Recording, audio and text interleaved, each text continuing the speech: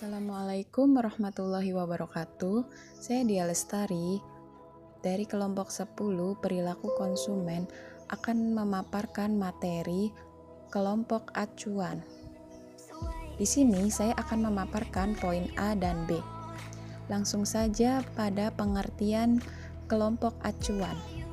Kelompok acuan atau reference group adalah seorang individu atau kelompok orang secara nyata mempengaruhi perilaku seseorang.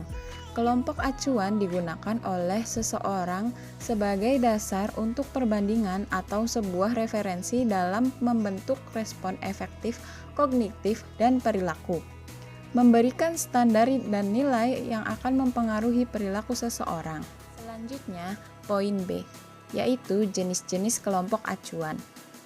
Yang pertama, kelompok formal dan informal.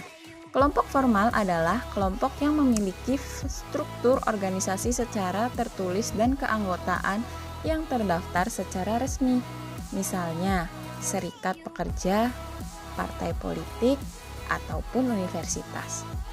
Yang kedua, kelompok informal. Kelompok informal adalah kelompok yang tidak memiliki struktur organisasi secara tertulis dan resmi. Sifat keanggotaannya tidak tercatat, misalnya kelompok catur, senam, arisan, ibu-ibu RT, dan lain sebagainya.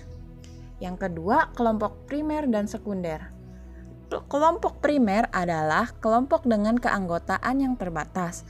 Interaksi keanggotanya secara langsung tatap muka, memiliki ikatan emosional antar anggota.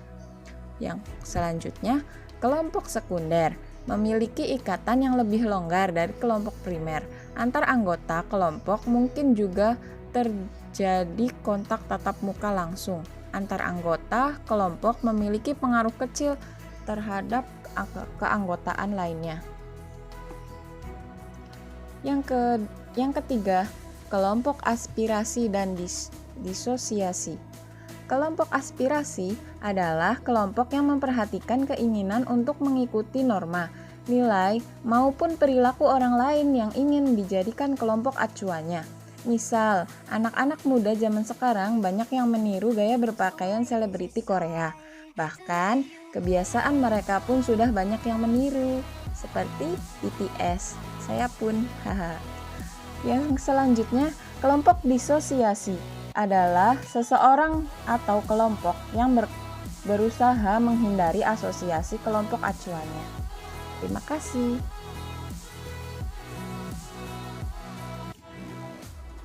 Tiga macam pengaruh kelompok acuan. Yang pertama, pengaruh normatif. Pengaruh dari kelompok acuan terhadap seseorang melalui norma sosial yang diikuti dan dipatuhi. Misalnya, seorang anak akan meminta persetujuan orang tua jika ia ingin membeli suatu produk dengan harga yang mahal. Faktor yang mempengaruhinya adalah tekanan kuat dari luar, penerimaan sosial, serta produk dan jasa yang dibeli. Yang kedua, pengaruh ekspresi nilai. Kelompok acuan akan mempengaruhi seseorang melalui fungsinya sebagai pembawa ekspresi nilai. Misalnya, seseorang konsumen akan membeli kendaraan mewah dengan tujuan agar orang lain bisa memandangnya sebagai orang yang sukses, karena dengan kendaraan tersebut dapat mengangkat citra dirinya. Yang ketiga, pengaruh informasi.